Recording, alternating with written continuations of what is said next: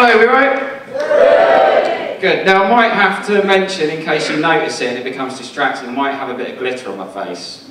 Basically what happened, I went to a party recently as part of the table decorations, they put glitter everywhere because it's fun, isn't it, glitter? And we got drunk, we were rubbing it in each other's faces, it was really fun until the next morning when I woke up with glitter on my face, which I was pissed off about because I've only just got glitter off me from the last time it was on me, which I think was about 1997. Like, I had a bath to wash it all off, but all that did was kind of redistribute it around my entire body. And I kind of forgot about it until later on that evening when I went for a little wee. And I was just looking down at myself, and on the end of myself, was just one little bit of glitter. And it's the first time I've ever looked at my penis and thought, oh, that looks nice! So now I put a little bit there all the time, just to give me a little bit of a boost. But no, it's nice being in the festival. It's like a special occasion, isn't it? Like my favourite other special occasion is Halloween, because everyone gets dressed up and they have a laugh, don't they? But it made me think, if you knew absolutely nothing about what Halloween was, and you looked out the window on Halloween, you'd be like, wow, there's a lot of injured sluts out there tonight. It must have been a really sexy accident somewhere.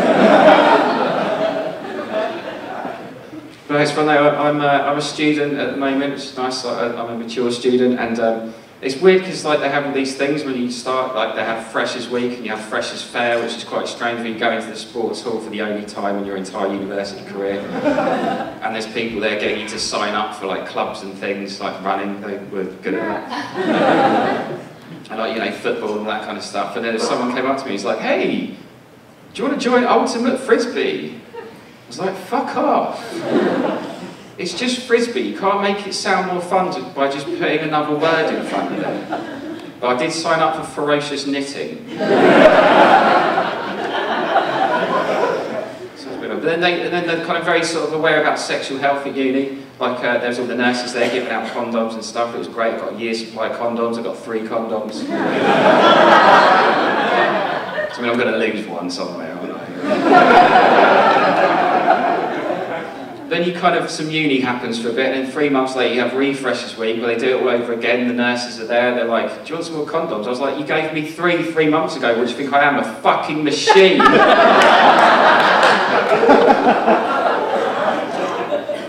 No, it's a very long and windy road to get to uni because I never really knew what I wanted to do. Like I used to work in loads of different jobs, I was a chef for a while, and that was quite shit. Like, but I realised whatever job you do, you can learn some very profound things about people. I learned that everyone likes chips. And I also learned that no one likes people that smell of chips. But I was watching a Gordon Ramsay programme the other day. I don't know how you feel about Gordon, but every time I see one of his shows, I want to get up and ask myself the question, is there enough Botox in the world to sort that fucking face out? I mean, can that guy sometimes be slightly overcritical? I wouldn't feed that to my fucking dog! Well, how picky's your dog, Gordon? Mine drinks out the toilet. I think he'd be quite grateful for some slightly under-seasoned sea bass.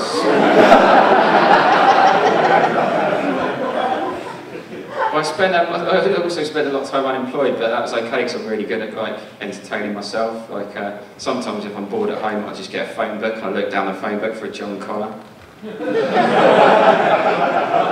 Just ring him up and go, are you John Connor? And, hopefully he used to smoke a lot of weed, quite paranoid anyway, you could really fuck with it, it was good fun. But I remember once I phoned up a John Connor, he must have been about 86 years old and never seen Terminator. I was like, are you John Connor? Speaking?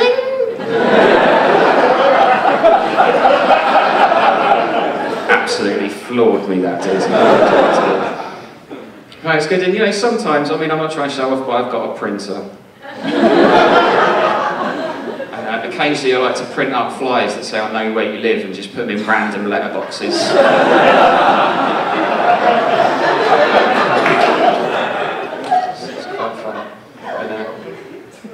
Yeah, so it's great. But like basically, before I went to uni, I was like really sort of intimidated by people that had degrees and educations and stuff, and I felt sort of Like, I should be a more clever person and that sort of thing. Like, I was wanting to get into literature, but I never knew where to start, because there's like loads of books, there's like 100 books or something. And like, I asked a mate of mine what's a really good literature book to start with, and he said Brideshead Revisited, and I was like, is that a sequel?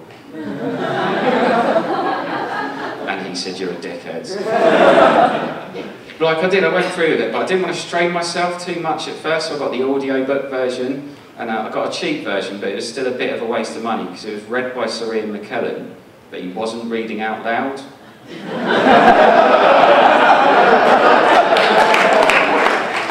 But it's good though, because if you listen really carefully, you can just hear him gently turning the pages. And if you read at the exact same speed as Sir Ian McKellen, you can work out which bits he finds funny. Pretty good. I think my time's nearly up. Any questions or anything? Good. Yeah, because I was thinking, because like drinking's expensive these days. Obviously, I'm a student; I have to do that. And it's kind of weird because like it costs a lot of money to go and get pissed, but I very rarely remember anything I've done whilst I've been pissed. It's sort of like getting a really expensive DVD and then getting home, opening the box to find not a DVD inside, but the phone number of a friend that's seen that film. And sort of tell me roughly what happens. It's quite good, but yeah, but you know, you need to have new revenue streams, don't you, these days, apparently. And basically, to get a bit of extra money, I'm going to bring out a saucy calendar. You know, like the ones where, you know, they have people and they're naked, but there's sort of something in the way, so you can't really see anything. It's like a couple of flasks or something. I'm going to do that, but like, I'm going to set up the shot slightly wrong, so there's going to be like a pineapple here, me over here with my coffee. And that image, I'm going to leave. Bye!